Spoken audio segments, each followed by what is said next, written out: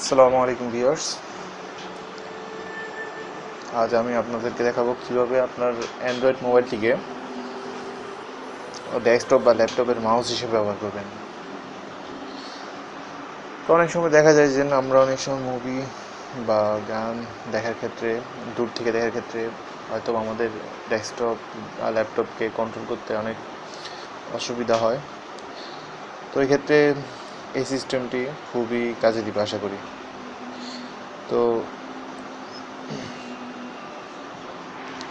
এই জন্য আমাদেরকে প্রথমে প্লে স্টোরে যেতে হবে।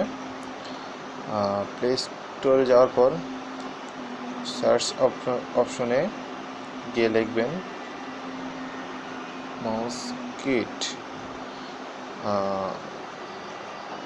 এই যে দেখতে পাচ্ছেন অনেকগুলো অ্যাপ্লিকেশন আছে, তো আমরা প্রথম যে অ্যাপ্লিকেশনটা আসছে এই অ্যাপ্লিকেশনটা ইনস্টল দেব। তো আমরা এখানে ইনস্টল দিলাম।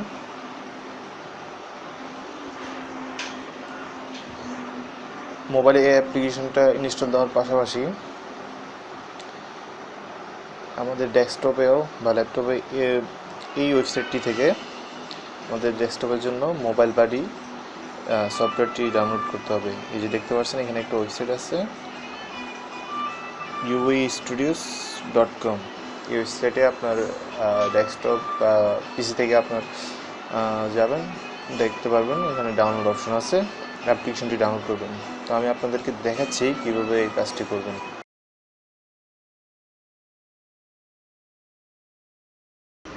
এই ওয়েবসাইটটিতে গেলাম। এই ওয়েবসাইটটিতে যাওয়ার পর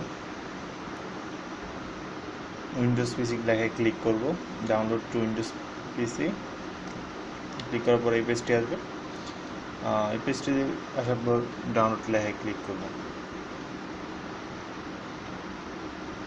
ডাউনলোড লেখায় ক্লিক করার পর একটা পপআপ আসবে এরকম, তারপর আবার ডাউনলোড এই লোগোতে ক্লিক করব। সেভ ফাইল, এখন ফাইলটি সেভ হচ্ছে। আমাদের ফাইলটি সেভ হয়ে গেছে মাত্র 9 KB মতন। এখন ফাইলটি ওপেন করব।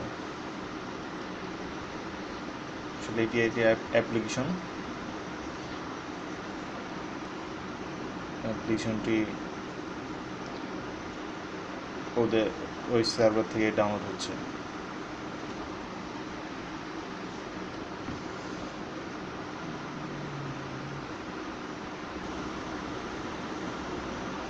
তো আমরা অ্যাপ্লিকেশনটি ইনস্টল করব। অ্যাপ্লিকেশনটি ইনস্টল হচ্ছে।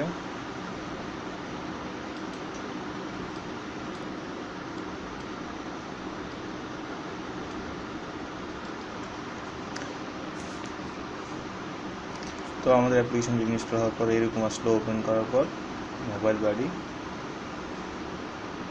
দেখতে পাচ্ছেন, এখানে লেখা আছে মাউস কিট মোবাইল বাডি। এখানে কিছু আইপি দেখাচ্ছে, আইপি পোর্ট দেওয়া আছে। এখন আমরা আমাদের আবার মোবাইলে দেখব আমাদের অ্যাপ্লিকেশনটি ইনস্টল হয়েছে কিনা। অ্যাপ্লিকেশনটি ইনস্টল হলে আমরা সেখান থেকে, তো মোবাইলে আমার অ্যাপ্লিকেশনটি ইনস্টল হয়ে গেছে। এখন আমরা অ্যাপ্লিকেশনটি ওপেন করব।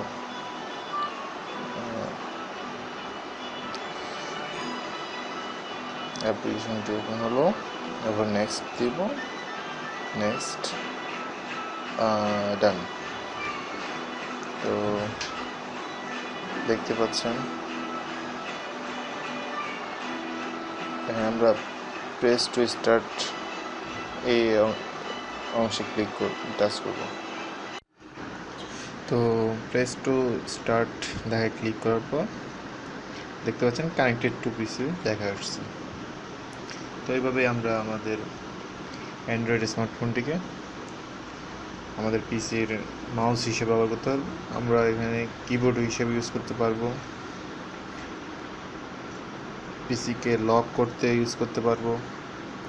এছাড়া আরও অনেক ফাংশন আছে যেগুলো আমাদের দৈনন্দিন জীবনে কাজে লাগবে।